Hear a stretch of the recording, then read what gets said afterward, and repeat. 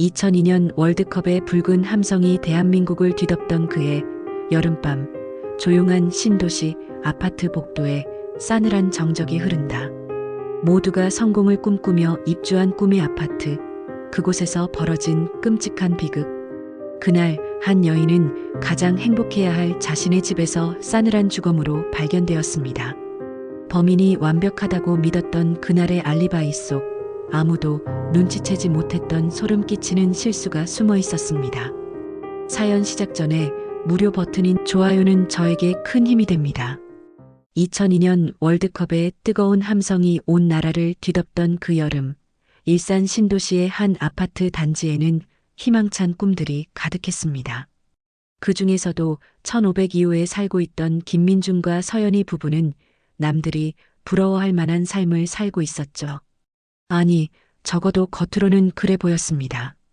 서연이는 보험회사에서 보험의 여왕이라 불리며 승승장구하고 있었어요. 40살의 나이에도 불구하고 그녀의 열정과 능력은 누구보다 뛰어났습니다.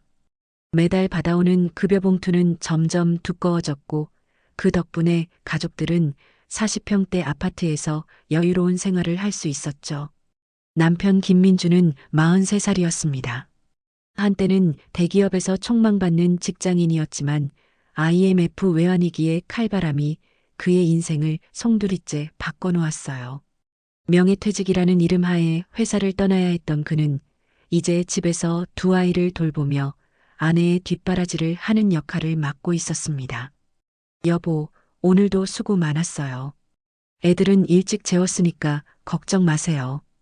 밤 11시가 넘어 집에 돌아온 연희를 맞이하는 민준의 목소리는 언제나 다정했습니다. 하지만 그 다정함 뒤에 숨겨진 복잡한 감정들을 연희는 느끼고 있었어요. 남편의 눈빛 깊은 곳에서 스며 나오는 자격지심과 상처를 외면하려 애썼지만 그것들은 점점 더 뚜렷해져만 갔습니다. 민주는 혼자 있을 때면 자주 생각에 잠겼습니다.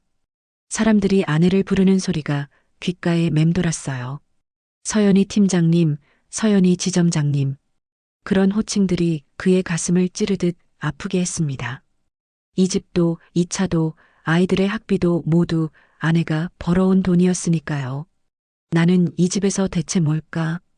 혼잣말처럼 중얼거리는 민준의 목소리에는 깊은 절망이 배어 있었습니다. 한때는 가장으로서 가족을 책임졌던 자신이 이제는 가구처럼 느껴진다는 생각이 들었어요. 아내가 성공할수록 자신은 더욱 초라해지는 것 같았습니다. 연희 역시 남편의 변화를 감지하고 있었어요. 처음에는 이해하려고 노력했습니다. IMF로 인한 상처와 자존심이 무너진 것을 충분히 이해할 수 있었거든요. 하지만 시간이 지날수록 민준의 눈빛이 달라지는 것을 느꼈습니다. 고마움과 미안함이 점점 원망과 질투로 바뀌어가는 것을 말이죠. 집안의 분위기는 겉으로는 평화로워 보였지만 실제로는 팽팽한 긴장감이 흐르고 있었습니다. 두 사람 사이의 대화는 점점 줄어들었고 민주는 아이들에게만 관심을 쏟았어요. 연희는 일에 더욱 몰두했습니다. 집에서 느끼는 답답함을 일로 달래려고 했던 거죠. 이런 상황에서도 민주는 여전히 자상한 남편의 모습을 유지하려고 노력했습니다. 아내가 늦게 들어오면 따뜻한 말로 맞이했고 아침에는 정성스럽게 준비한 식사를 차려주었어요. 하지만 그 모든 것이 점점 연기처럼 느껴졌습니다. 월드컵의 열기가 온 나라를 뜨겁게 달구던 그 시절, 김민준과 서연이 가족의 일상에는 보이지 않는 균열이 생기기 시작했습니다. 그 균열은 시간이 지나면서 점점 더 깊어져 갔고 결국 돌이킬 수 없는 비극의 씨앗이 되고 말았어요. 월드컵 결승전이 끝난 다음 날 아침, 평소와 다름없이 시작된 하루가 끔찍한 비극으로 바뀌었습니다. 오전 8시경, 김민준의 다급한 목소리가 119 신고센터에 울려 퍼졌어요. 사람이 죽었어요. 제 아내가 숨을 쉬지 않습니다. 제발 빨리 와주세요. 민준의 목소리는 공포와 절망으로 떨리고 있었습니다. 그는 새벽 6시경 본가에서 아이들과 함께 집으로 돌아왔는데 아내 연희가 침대에서 차갑게 식어 있는 것을 발견했다고 했어요. 어젯밤에 아이들을 데리고 본가에 다녀왔어요. 어머니가 편찮으시다고 해서 급하게 갔는데 연희는 회식이 있다고 해서 따로 집에 남아 있었거든요. 신고를 받고 출동한 구급대원들이 1502호 현관문 앞에 도착했을 때 민주는 이미 문을 열고 기다리고 있었습니다. 그의 얼굴은 새하얗게 질려 있었고 급하게 입은 듯한 옷차림이었어요. 머리카락은 산발하게 헝클어져 있었고 눈은 충혈되어 빨갛게 부어 있었습니다. 안방에 있어요. 아이들은 아직 본가에 있습니다. 이런 모습을 보여줄 수가 없어서 구급대원들이 안방으로 들어서자 참혹한 광경이 펼쳐졌습니다. 서연이는 침대 위에 반듯하게 누워 있었지만 이미 체온은 완전히 식어버린 상태였어요. 얼굴은 창백했고 목 부분에는 누군가의 손에 의해 눌린 듯한 자국이 선명하게 남아 있었습니다. 더욱 충격적인 것은 방 안의 상태였어요. 연희의 속옷이 벗겨져 침대 발치에 아무렇게나 던져져 있었고 화장대는 뒤집혀 있었습니다. 서랍들은 모두 열려 있었고 안에 있던 물건들이 바닥에 흩어져 있었어요. 옷장 문도 활짝 열려 있었고 옷들이 여기저기 늘어져 있었습니다. 이건 강도 사건인 것 같습니다. 즉시 경찰에 신고해야겠어요. 구급대원 중 한 명이 현장을 보고 즉시 판단을 내렸습니다. 집안이 이렇게 뒤죽박죽된 것으로 보아 외부 침입자의 소행일 가능성이 높아 보였거든요.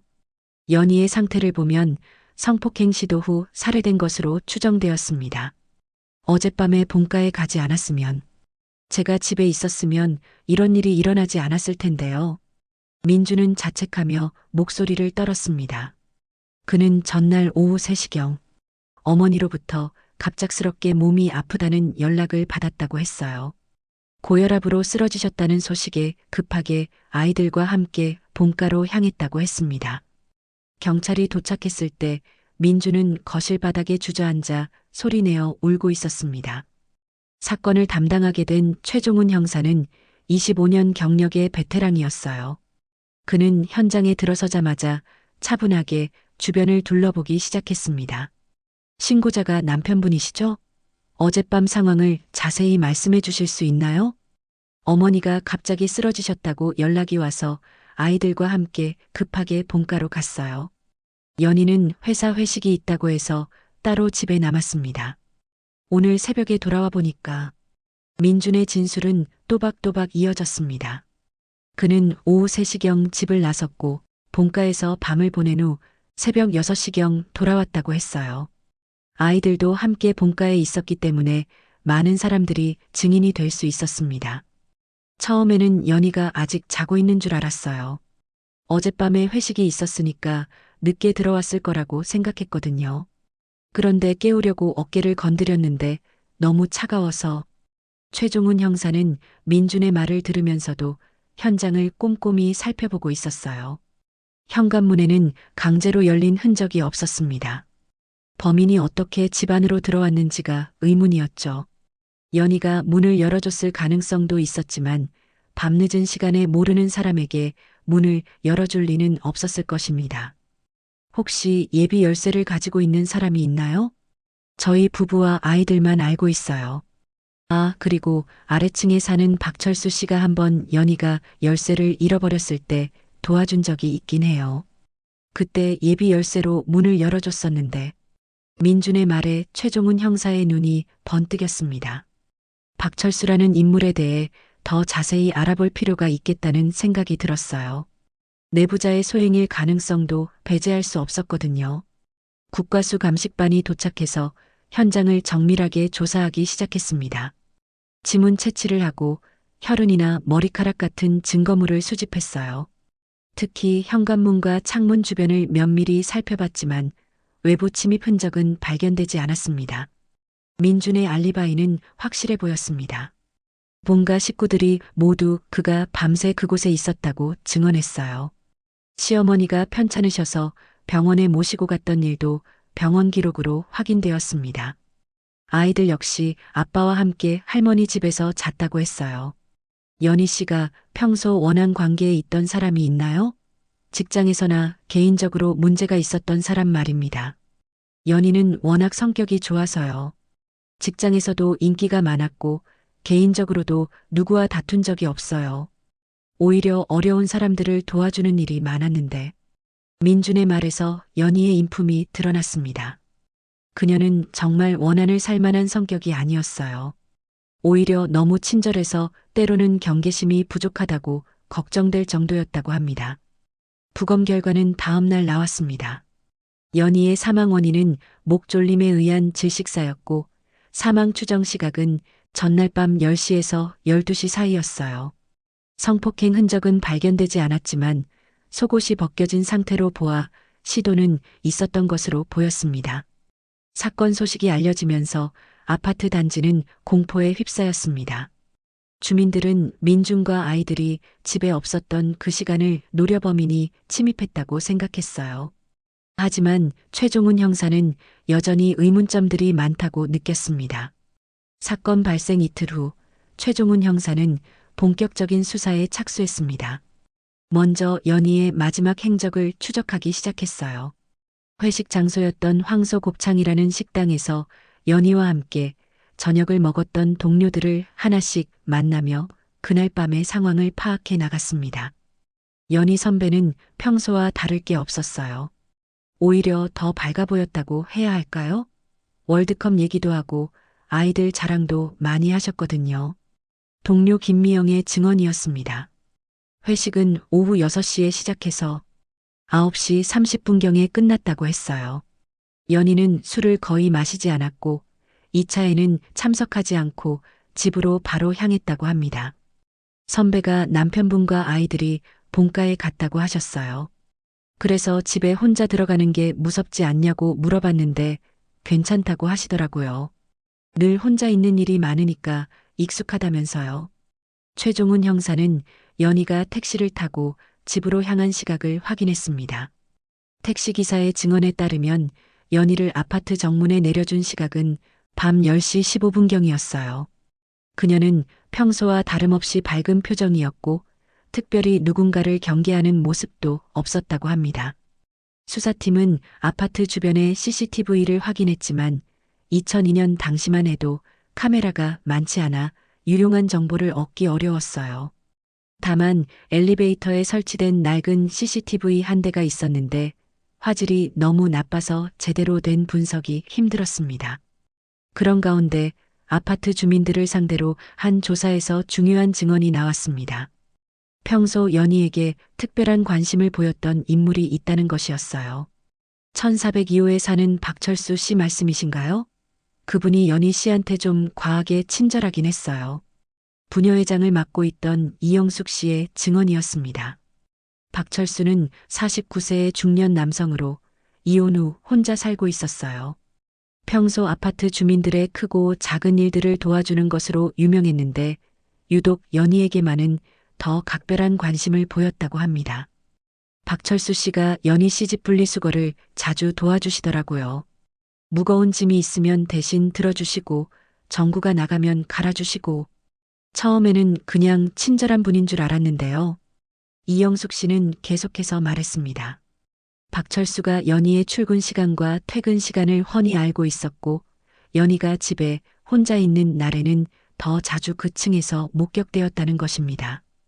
특히 연희 씨 남편과 아이들이 본가에 간다는 걸 알면 그날 저녁에는 꼭 15층에서 어슬렁거리더라고요. 복도 청소를 한다거나 정기 점검을 한다거나 하면서요. 최종훈 형사는 즉시 박철수를 수사선상에 올렸습니다. 박철수를 불러 조사한 결과 그는 평소 연희에게 호감을 갖고 있었다는 사실을 시인했습니다. 하지만 살인과는 전혀 관련이 없다고 강력히 부인했어요. 연희 씨를 좋아한 건 사실입니다. 그런데 그분이 유부녀라는 걸 알고 있었기 때문에 함부로 접근하지는 않았어요. 그냥 멀리서 지켜만 봤습니다. 하지만 박철수의 알리바이는 명확하지 않았습니다. 사건 당일 밤에 집에서 혼자 월드컵 재방송을 보다가 잠들었다고 했지만 이를 증명할 사람은 없었어요.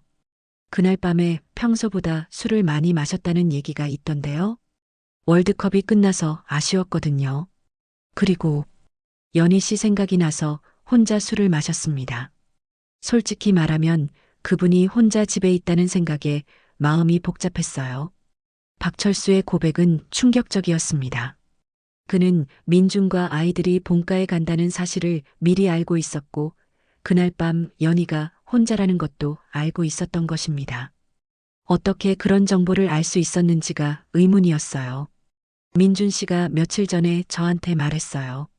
어머니가 편찮으시면 아이들과 함께 본가에 가야 할 수도 있다고요. 그런데 그날 오후에 정말로 급하게 나가는 모습을 봤거든요. 수사팀은 박철수의 집을 수색했습니다.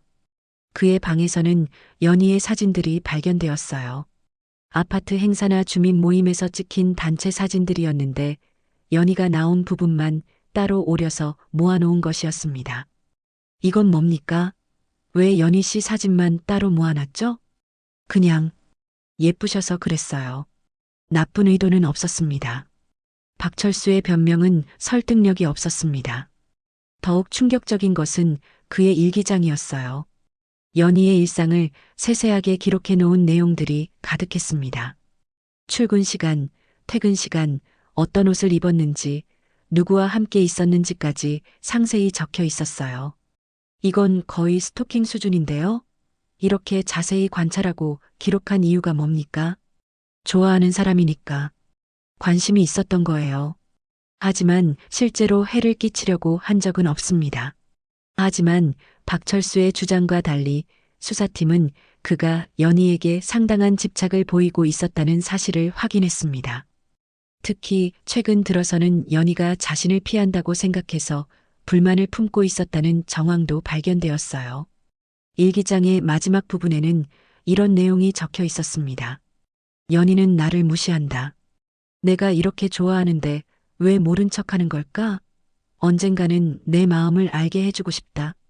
수사팀은 박철수를 강력한 용의자로 보고 더욱 집중적인 조사에 들어갔습니다. 하지만 여전히 결정적인 물적 증거가 부족한 상황이었어요. 최종훈 형사는 더 확실한 증거를 찾기 위해 국과수의 정밀 감식 결과를 기다리고 있었습니다. 사건 발생 2주 후 국과수에서 예비 감식 결과가 나왔습니다. 연희의 집 안방에서 발견된 담배꽁초에서 타액 성분이 검출되었고 혈액형이 박철수와 일치한다는 소식이었어요. 정확한 DNA 분석 결과는 좀 더 기다려야 했지만 이 정도만으로도 충분히 의미 있는 단서였습니다. 박철수 씨, 혈액형이 B형이시죠? 현장에서 발견된 담배꽁초의 타액 성분도 B형으로 나왔습니다. 최종훈 형사가 조심스럽게 물었을 때 박철수의 얼굴이 굳어졌습니다. 하지만 그는 여전히 부인했어요. B형이 저만 있는 건 아니잖아요. 그리고 저는 정말로 연희 씨 안방에 들어간 적이 없습니다. 박철수는 필사적으로 항변했습니다. 하지만 수사팀은 그의 말을 쉽게 믿지 않았어요. 평소 연희에 대한 집착을 보였던 그가 어떻게 안방까지 들어갔는지 추궁하기 시작했습니다. 그럼 이 담배꽁초는 어떻게 설명할 건가요? 당신이 피우는 브랜드와 정확히 일치합니다. 저도 모르겠어요. 정말 이상해요. 분명히 안방에는 들어간 적이 없는데. 박철수는 당황한 모습을 보였지만 수사팀은 그것조차 연기로 여겼습니다. 더욱이 박철수 주변을 조사하는 과정에서 충격적인 사실들이 드러나기 시작했어요. 최종훈 형사는 박철수의 과거를 파헤치기 시작했습니다. 주민등록 등본을 뜯어보고 이전 거주지에 관할 경찰서에 문의를 넣었어요. 그 결과 놀라운 사실이 밝혀졌습니다. 8년 전에 스토킹 관련 신고가 접수된 적이 있네요. 당시 담당했던 경찰관을 만나 자세한 얘기를 들어본 결과 박철수의 행동 패턴이 이번 사건과 매우 유사했다는 것을 알 수 있었어요. 같은 아파트에 살던 주부를 일방적으로 좋아하면서 스토킹을 했다는 것이었습니다. 그때도 처음에는 친절하게 도움을 주는 것으로 시작했어요. 그런데 점점 도가 지나쳐서 피해자가 신고를 하게 된 거죠. 당시 담당 경찰관의 증언은 충격적이었습니다. 박철수는 그때도 피해자의 일상을 세세하게 관찰하고 기록했다고 했어요. 출근 시간, 쇼핑 가는 날, 심지어 생리주기까지 파악하고 있었다는 것이었습니다. 정말 소름 끼치는 수준이었어요. 피해자 본인도 자기 일정을 그렇게 정확하게 기억하지 못할 정도로 세밀하게 기록하고 있었거든요. 최종훈 형사는 그 사건의 피해자였던 여성을 수소문에서 만났습니다. 김순이라는 이름의 그 여성은 현재 다른 지역으로 이사를 가서 살고 있었어요. 정말 무서웠어요. 처음에는 그냥 친절한 이웃이라고 생각했는데 시간이 지나면서 저의 모든 것을 알고 있다는 게 드러났거든요. 김순희 씨의 목소리는 8년이 지난 지금도 떨리고 있었습니다. 그녀는 박철수가 어떻게 자신을 괴롭혔는지 상세하게 증언했어요. 제가 어디를 가든 나타났어요. 마트에 가면 마트에 있고 병원에 가면 병원에 있고 우연이라고 하기에는 너무 자주였죠. 나중에 알고 보니 제 일정을 모두 파악하고 있었던 거예요. 더욱 충격적인 것은 박철수가 김순희의 쓰레기를 뒤져서 그녀의 사생활을 파악했다는 사실이었습니다. 버린 영수증을 보고 어떤 물건을 샀는지 알아내고 심지어 사용한 생리대를 가져가기까지 했다고 했어요. 정말 역겨웠어요. 경찰에 신고했지만 당시에는 스토킹 처벌법이 없어서 제대로 처벌받지도 않았거든요. 그냥 경고만 받고 끝났어요. 김순희 씨의 증언을 들은 최종훈 형사는 박철수가 연희에게도 똑같은 짓을 했을 것이라고 확신했습니다. 연희가 최근 들어 예민해지고 문단속에 신경을 썼다는 민준의 증언도 이제 이해가 되었어요. 그때 박철수가 어떻게 반응했나요? 신고당한 후에 말입니다. 처음에는 억울하다고 했어요. 자신은 그냥 친절하게 도와준 것뿐이라고요. 하지만 나중에는 완전히 돌변했어요. 제가 배은망덕하다고 자신의 마음을 몰라준다고 원망하더라고요. 김순희 씨의 말에서 박철수의 성격을 엿볼 수 있었습니다. 거절당했을 때의 분노와 원망이 얼마나 컸는지 짐작할 수 있었어요. 연희 역시 박철수의 접근을 거부했을 테고 그것이 박철수를 분노하게 만들었을 것입니다. 수사팀은 박철수를 다시 불러 추궁했습니다. 과거 스토킹 전력이 밝혀진 상황에서 그의 변명은 더욱 설득력을 잃었어요. 8년 전에도 같은 짓을 했잖아요. 이번에도 연희 씨를 스토킹했던 거죠? 그때는 제가 잘못했어요. 하지만 이번에는 정말 다릅니다. 연희 씨를 해치지 않았어요. 박철수는 과거의 잘못은 인정했지만 이번 살인 사건만은 끝까지 부인했습니다. 하지만 수사팀은 이미 그를 주요 용의자로 확신하고 있었어요. 연희 씨가 당신을 피했다는 걸 알고 있었죠? 그래서 화가 났던 거고요. 피했다고요? 그런 건 아니었는데. 다만 최근에 좀 차가워지긴 했었어요. 박철수의 말에서 연희가 그의 접근을 불편해했다는 것이 드러났습니다. 연희는 박철수의 과도한 관심을 알아차리고 거리를 두려고 했던 것 같았어요. 정황 증거들이 하나씩 맞춰지면서 박철수에 대한 의혹은 더욱 짙어졌습니다. 하지만 최종훈 형사는 여전히 마음 한구석에 의문을 품고 있었어요. 뭔가 너무 뻔한 시나리오 같다는 생각이 들었거든요. 그럼에도 불구하고 검찰에서는 박철수를 구속영장 신청 대상으로 결정했습니다. 과거 전력과 현재 정황 증거들이 충분하다고 판단한 것이었어요. 박철수가 구속된 지 사흘 후 최종훈 형사는 여전히 석연치 않은 마음으로 사건 자료들을 다시 들여다보고 있었습니다. 모든 증거가 박철수를 가리키고 있었지만 25년간 쌓아온 수사 경험이 뭔가 놓친 부분이 있다고 속삭이고 있었어요. 정민호야, 담배꽁초가 발견된 위치를 다시 한번 확인해봐. 후배 형사 정민호는 현장 사진을 꺼내 보였습니다. 담배꽁초는 화장대와 벽 사이의 좁은 틈에서 발견되었었어요. 최종훈 형사는 그 위치를 유심히 바라보았습니다. 이상하지 않아? 담배를 피우다가 자연스럽게 떨어뜨릴 만한 위치가 아니야. 마치 누군가 일부러 숨겨놓은 것 같아. 하지만 형사님, 박철수가 범행 후에 급하게 숨긴 걸 수도 있잖아요. 정민호의 말도 일리가 있었습니다. 하지만 최종훈 형사는 여전히 의문이 남았어요. 박철수 같은 사람이 그렇게 치밀하게 증거를 숨길 정도로 영리할까 싶었거든요. 그때 전화가 울렸습니다. 국과수에서 최종 DNA 분석 결과가 나왔다는 연락이었어요. 예상대로 담배꽁초의 DNA는 박철수와 일치했습니다. 이제 물적 증거는 확실해졌어요. 하지만 최종훈 형사는 다른 각도에서 사건을 바라보기 시작했습니다. 혹시 박철수 외에 연희에게 해를 끼칠 만한 사람이 있었을까요?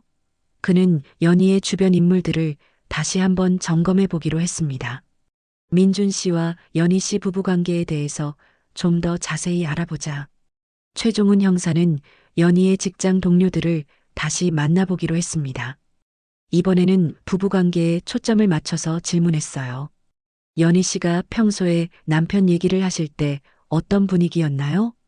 동료 김미영은 잠시 생각에 잠긴 후 대답했습니다. 글쎄요. 요즘 들어서는 남편 얘기를 예전만큼 자주 하지 않으셨어요.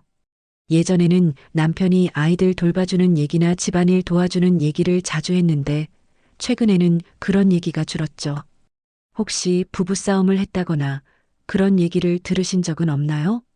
직접적으로는 아니지만 한 번은 연희 언니가 요즘 집에 들어가기가 싫다고 하신 적이 있어요. 왜냐고 물어보니까 그냥 피곤해서 그렇다고 하시더라고요. 김미영의 증언은 의미심장했습니다. 연희가 집에 들어가기 싫어했다는 것은 가정에 어떤 문제가 있었음을 시사하는 것이었어요. 또 다른 동료는 뭐라고 했나요? 박은주 대리도 비슷한 얘기를 했어요. 연희 언니가 최근에 좀 예민해 보였다고요. 특히 남편 관련 얘기만 나오면 화제를 돌리려고 했다고 하더라고요. 최종훈 형사는 이런 증언들을 종합해보니 김민준과 서연이 부부 사이에 뭔가 문제가 있었을 가능성이 높다고 판단했습니다. 하지만 민준은 계속해서 아내와의 관계가 좋았다고만 얘기했었어요. 혹시 연희 씨가 이혼을 생각하고 있었다는 얘기를 들으신 적 있나요? 김미영은 깜짝 놀란 표정을 지었습니다. 이혼이요? 그런 얘기는 직접 들어본 적은 없어요. 하지만 한 번은 남자들은 왜 자존심만 세고 현실은 인정하지 않을까라고 중얼거리신 적이 있었어요. 이 말을 들은 최종훈 형사는 김민준에 대해 다시 생각해 보게 되었습니다. IMF로 인해 직장을 잃은 후 아내에게 경제적으로 의존하고 있는 상황에서 민준이 느꼈을 자격지심과 스트레스는 상당했을 것입니다. 최종훈 형사는 민준의 과거 행적을 더 자세히 조사해 보기로 했습니다. 은행 기록을 확인해 본 결과 민준이 IMF 이후 여러 차례 사업을 시도했다가 실패한 것을 알 수 있었어요. 그 과정에서 상당한 빚이 생겼고 모두 연희의 수입으로 갚아진 상태였습니다. 빚이 3천만 원이나 되네. 2002년 기준으로는 상당한 금액이야. 정민호가 은행 자료를 보며 말했습니다. 당시 아파트 값이 1억 원 정도였던 것을 감안하면 3천만 원은 정말 큰 돈이었어요. 더욱 중요한 사실은 연희가 최근에 별도의 통장을 개설했다는 것이었습니다. 민준 몰래 자신만의 비상금을 모으고 있었던 것 같았어요. 이는 연희가 결혼 생활에 대해 뭔가 불안을 느끼고 있었음을 시사했습니다. 연희 씨가 왜 갑자기 별도 계좌를 만들었을까? 최종훈 형사는 연희의 담당 은행원을 만나보았습니다. 그 은행원의 증언은 충격적이었어요. 연희 고객께서 통장을 만들 때 혹시 남편이 알면 곤란하냐고 물어보시더라고요. 그래서 비밀번호도 남편이 절대 모를 만한 번호로 설정하셨어요. 이 증언을 통해 연희가 남편에게 뭔가 숨기고 있었다는 것이 분명해졌습니다. 아마도 이혼을 준비하고 있었을 가능성이 높았어요. 최종훈 형사는 민준의 알리바이를 다시 한번 점검해 보기로 했습니다. 민준은 사건 당일 어머니가 편찮으셔서 아이들과 함께 본가에 갔다고 했는데 그 시간대가 정확히 언제였는지 확인해 볼 필요가 있었어요.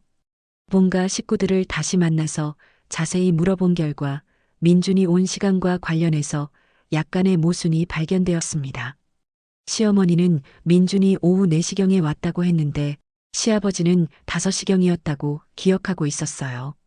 정확한 시간을 기억하지 못하시는 것 같네. 더욱 의미심장한 것은 민준이 그날 밤 중간에 한 번 집에 다녀왔다는 증언이었습니다. 연희 몰래 뭔가 가져오겠다며 잠시 외출했다가 돌아왔다는 것이었어요.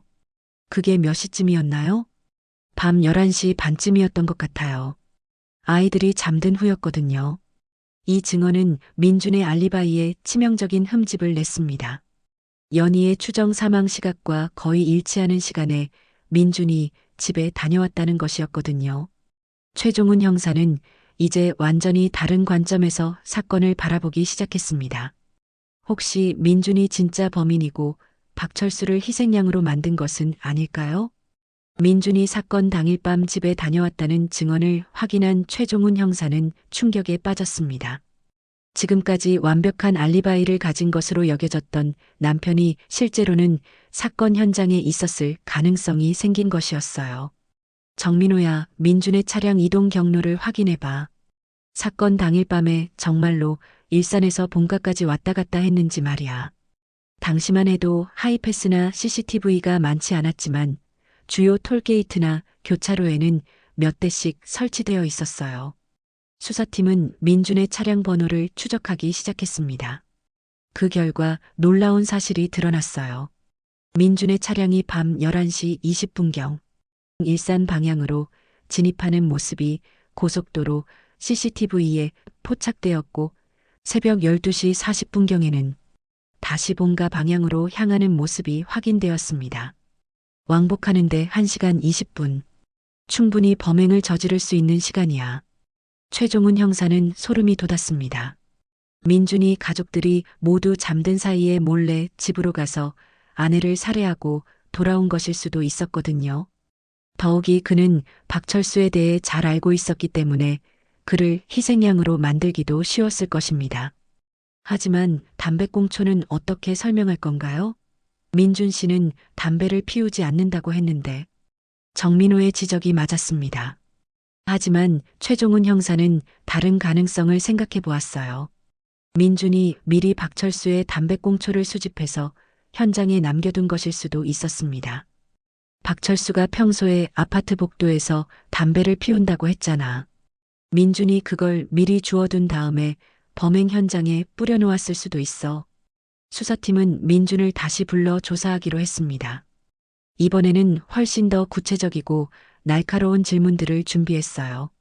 민준은 여전히 깊은 슬픔에 잠긴 모습으로 나타났습니다. 민준 씨, 사건 당일 밤에 본가에서 다시 집으로 오신 적이 있나요? 민준의 얼굴이 순간 굳어졌습니다. 하지만 곧 고개를 저었어요. 아니요, 밤새 본가에 있었습니다. 어머니가 편찮으셔서 곁에서 돌봐드렸거든요. 하지만 시아버지께서는 다른 말씀을 하셨는데요. 민준 씨가 밤 11시 반경에 잠시 외출했다가 돌아왔다고 하시더라고요. 민준은 당황한 기색을 보였습니다. 하지만 곧 변명을 시작했어요. 아, 그거요? 연희한테 줄 약을 가지러 집에 다녀왔어요. 어머니 감기약이 떨어져서 집에 있던 걸 가져오려고 했거든요. 그런데 왜 처음에는 말씀하지 않으셨나요? 그리고 연희 씨는 이미 돌아가신 후였는데 왜 약을 가져오려고 하셨죠? 민주는 점점 더 말이 안 되는 변명을 늘어놓았습니다. 그의 진술에는 앞뒤가 맞지 않는 부분들이 너무 많았어요. 실은 그날 연희와 전화 통화를 했어요. 회식에서 돌아온다고 연락이 왔거든요. 그래서 집에 가서 기다리려고 했는데 연희 씨와 통화했다고요? 그런데 왜 지금까지 그 얘기를 안 하셨나요? 민주는 말문이 막혔습니다. 그의 거짓말이 하나씩 드러나고 있었어요. 최종훈 형사는 더욱 강하게 압박했습니다. 민준 씨, 통화 기록을 확인해 보면 다 나올 텐데요. 정말로 연희 씨와 통화를 하셨나요? 그건 민주는 식은땀을 흘리며 말을 더듬었습니다. 결국 그는 통화를 하지 않았다는 것을 시인할 수밖에 없었어요. 그럼 왜 집에 가셨나요? 정말 약을 가지러 간 건가요? 최종훈 형사는 민준의 집에서 감기약을 발견했는지 확인해 보았습니다. 하지만 그런 약은 어디에도 없었어요. 민준의 거짓말이 완전히 드러난 순간이었습니다. 민준 씨, 이제 정말로 그날 밤에 무슨 일이 있었는지 말씀해 주세요. 더 이상 거짓말하지 마시고요. 민준은 한동안 침묵을 지켰습니다. 그의 얼굴에서는 슬픔이 아닌 다른 감정들이 스쳐 지나갔어요. 분노, 원망, 그리고 절망이 뒤섞인 복잡한 표정이었습니다. 정말로 연희를 죽이려고 간 건 아니었어요. 드디어 민준의 입에서 진실이 흘러나오기 시작했습니다. 그는 떨리는 목소리로 그날 밤의 상황을 설명하기 시작했어요. 연희가 최근에 저한테 차갑게 대하는 게 느껴졌어요. 그리고 비밀 통장까지 만든 걸 알게 되었거든요. 혹시 이혼을 생각하고 있는 건 아닌가 싶어서. 민주는 연희의 비밀 통장을 우연히 발견했다고 했습니다. 그 통장에는 상당한 금액이 모여 있었고, 이는 연희가 이혼을 준비하고 있다는 확실한 증거처럼 보였어요. 그날 밤에 연희와 마지막으로 얘기를 해보고 싶었어요. 정말로 이혼을 원하는지 아니면 다시 기회를 줄 수 있는지. 하지만 민준이 집에 도착했을 때 연희는 이미 퇴근해서 집에 와 있었습니다. 그리고 두 사람 사이에는 격렬한 언쟁이 벌어졌어요. 연희가 정말로 이혼하자고 했어요.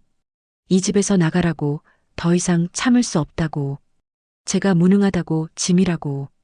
민준의 목소리에는 깊은 원망이 배어 있었습니다. 아내로부터 들은 그 말들이 그의 자존심을 완전히 무너뜨렸던 것 같았어요. 그때 제가 화가 나서 연희를 밀었어요.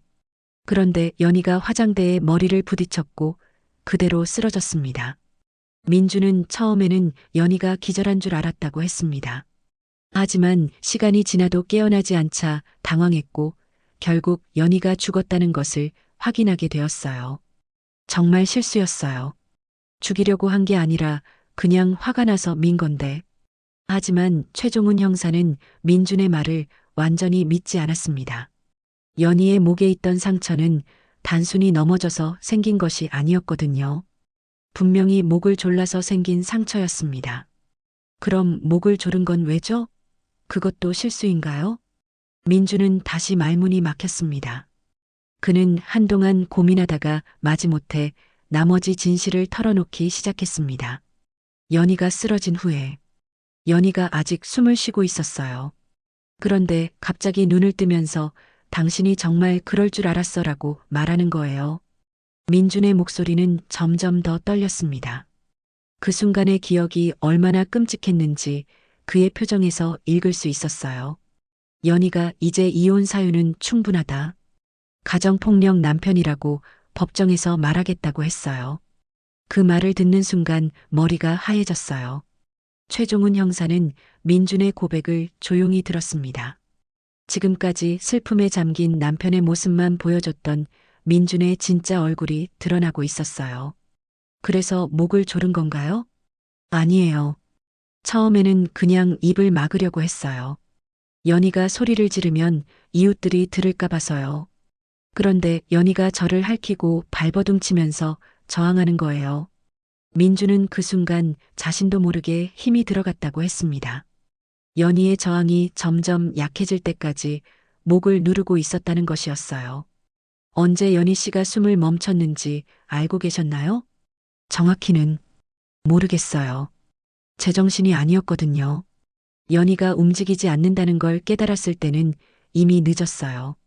민주는 연희가 죽었다는 것을 확인한 후 완전히 패닉 상태에 빠졌다고 했습니다. 하지만 곧 자신이 살아남기 위해서는 완벽한 알리바이를 만들어야 한다는 생각이 들었어요. 그래서 강도의 소행처럼 꾸미기로 한 건가요? 네. 집안을 어지럽히고 연희의 옷도 성폭행당한 것처럼 보이게 하려고 했어요. 그리고 박철수 씨가 평소에 연희를 좋아한다는 걸 알고 있었거든요. 민주는 박철수를 범인으로 만들기 위해 치밀한 계획을 세웠다고 고백했습니다.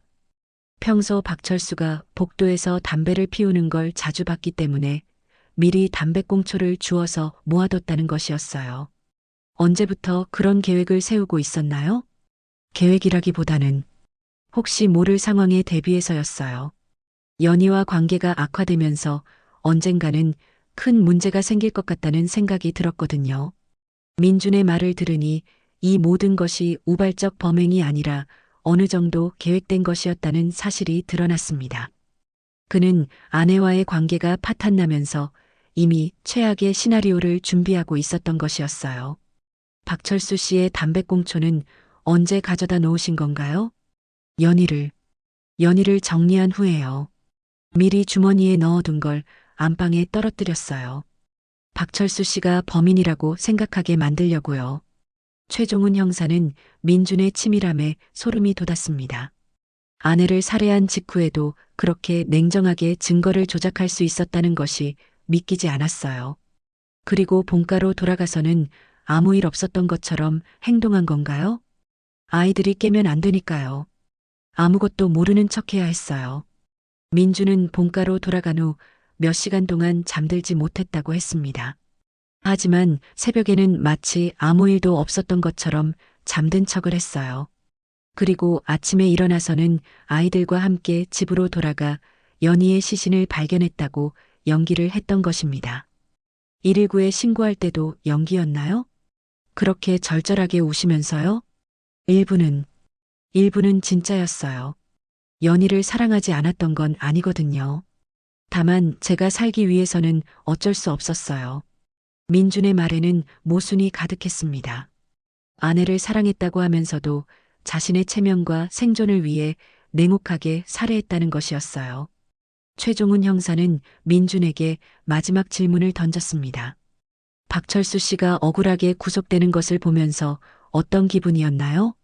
민준은 한동안 대답하지 못했습니다. 그의 눈에서 눈물이 흘러내렸지만 그것이 진짜 후회의 눈물인지는 알 수 없었어요. 미안했어요. 하지만 이미 돌이킬 수 없었어요. 제가 잡히면 아이들은 어떻게 되나요? 아빠도 엄마도 없는 고아가 되는 거잖아요. 그런 걱정을 했다면 처음부터 아내를 죽이지 말았어야죠. 최종훈 형사의 날카로운 지적에 민주는 더 이상 할 말이 없었습니다. 그는 고개를 떨구고 흐느끼기 시작했어요. 수사팀은 즉시 민준을 긴급 체포했습니다. 그리고 박철수는 무혐의로 석방되었어요. 박철수는 구치소에서 나오면서 억울함과 안도감을 동시에 표현했습니다. 정말 억울했어요. 연희 씨를 좋아한 건 사실이지만 죽이지는 않았다고요. 이제야 누명을 벗게 되어서 다행이에요. 하지만 박철수 역시 스토킹 행위에 대해서는 진심으로 사과했습니다.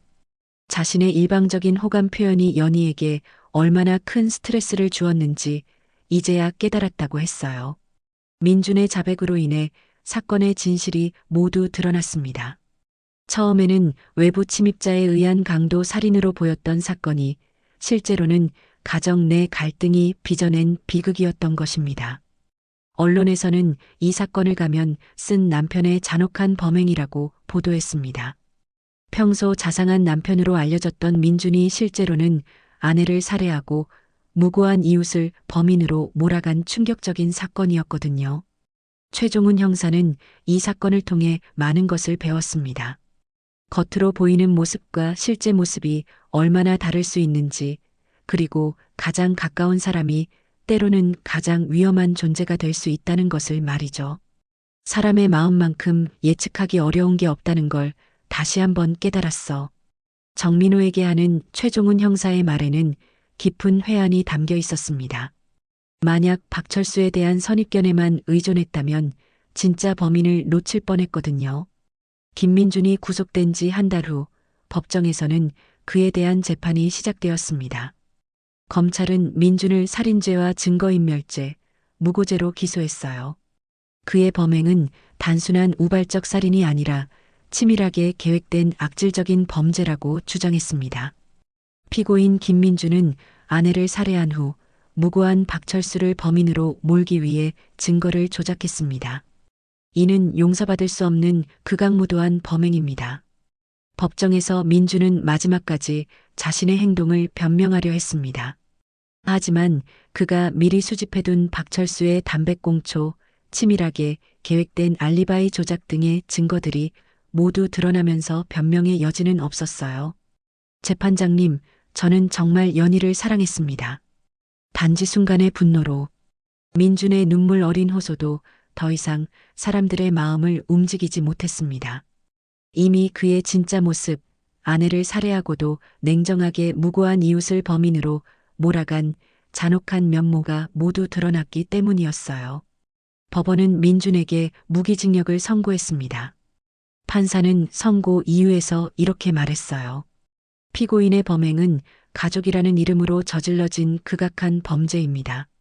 피해자는 가장 믿어야 할 남편으로부터 생명을 잃었고 이후 피고인이 보인 냉혹함은 사회에 큰 충격을 주었습니다. 선고가 내려지는 순간 방청석에 앉아있던 연희의 어머니가 흐느꼈습니다. 딸의 억울함이 드디어 풀렸지만 돌아오지 않는 딸에 대한 그리움은 여전했거든요. 한편 박철수는 법정을 나서면서 깊은 안도의 한숨을 쉬었습니다. 무고한 누명을 벗게 되었지만 그 역시 자신의 잘못을 깊이 반성하고 있었어요. 제가 연희 씨를 힘들게 한 것도 사실입니다. 저 때문에 연희 씨가 더 큰 스트레스를 받았을 수도 있어요. 박철수는 자신의 일방적인 관심이 연희에게 얼마나 큰 부담이 되었는지 이제야 깨달았습니다. 그는 이 사건 이후 아파트를 떠나 다른 곳에서 새로운 삶을 시작하기로 결심했어요. 이 모든 진실이 밝혀지는 과정에서 결정적 역할을 했던 최종훈 형사는 깊은 감회에 젖어 있었습니다. 만약 자신이 박철수만을 범인으로 의심했다면 진짜 범인은 영원히 자유로운 몸으로 지낼 뻔했거든요. 선입견이 얼마나 위험한지 다시 한번 깨달았습니다. 앞으로는 더욱 신중하게 수사하겠습니다. 후배 정민호에게 하는 최종훈 형사의 말에는 이 사건이 준 교훈이 고스란히 담겨 있었어요. 세월이 흘러 2018년 러시아 월드컵이 한창이던 어느 날이었습니다. 연희의 무덤 앞에는 이제 훌륭하게 성장한 두 남매가 서 있었어요. 딸은 24살이 되어 사회복지사로 일하고 있었고 아들은 21살로 경찰행정학과에 재학 중이었습니다. 두 사람 모두 어머니를 닮아 다른 사람을 돕는 일에 뜻을 두고 있었어요. 엄마, 저희는 엄마가 자랑스러워할 만한 사람들로 성장했어요. 딸의 목소리는 담담했지만 확신에 차 있었습니다. 그녀는 어머니처럼 어려움 속에서도 굴복하지 않는 강인한 여성이 되어 있었거든요. 엄마 사건을 해결해 주신 최종훈 형사님처럼 저도 진실을 찾는 경찰관이 되고 싶어요. 아들의 다짐에는 어머니에 대한 사랑과 정의에 대한 열정이 담겨 있었습니다. 두 남매는 어머니의 무덤 앞에서 조용히 다짐했습니다. 비극적인 과거를 딛고 일어서서 어머니가 꿈꿨던 따뜻한 세상을 만들어가겠다고 말이죠. 엄마가 우리에게 남겨준 가장 큰 유산은 사랑과 용기였어요. 그 마음으로 살아가겠습니다. 바람에 흔들리는 나뭇잎 사이로 따뜻한 햇살이 스며들었습니다. 마치 하늘에서 연희가 자녀들을 축복해주는 것 같았어요.